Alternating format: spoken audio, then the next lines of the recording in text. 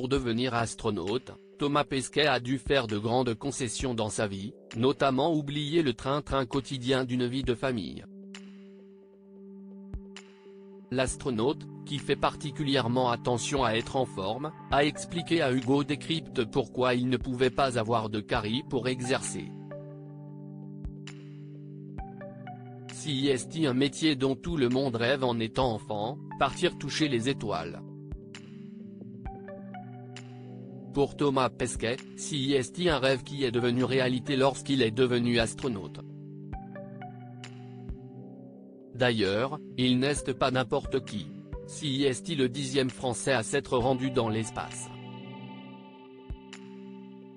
De là-haut, il a souvent partagé des photos de la planète, montrant au monde entier les impacts du dérèglement climatique.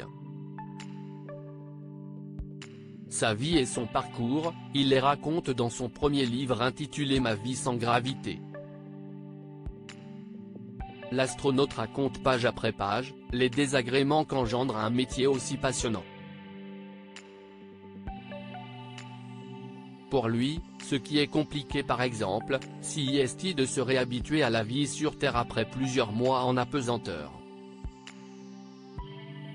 Lui qui a fait une croix sur sa vie de famille avec sa compagne Anne Mottet avoue préférer la vie dans l'espace pour une raison que tout le monde peut lui accorder.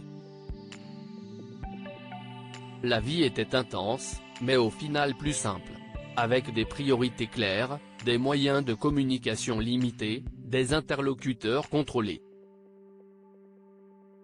Sur Terre, la vie est plus compliquée. Tout le monde a mon numéro de téléphone, il y a plein de choses à faire. Et puis l'actualité est déprimante.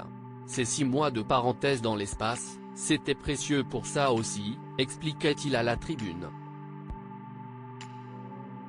Faire exploser les plombages dans l'espace pour autant, vivre dans l'espace comporte quelques petits risques. Notamment si un astronaute a des caries dans la bouche. Si est ce qu'expliquait Thomas Pesquet à Hugo Décrypte, un jeune journaliste, dont l'extrait apparaît sur Instagram jeudi 9 novembre 2023. Si est plutôt pour le plombage, mais ça va avec les caries, commence-t-il par préciser. Pourquoi? Parce que quand on a une dépressurisation de la cabine et que la pression soudainement baisse, ça fait un peu bouchon de champagne, raconte-t-il. En cas de situation d'urgence, faire face à une telle douleur n'est pas envisageable pour un astronaute.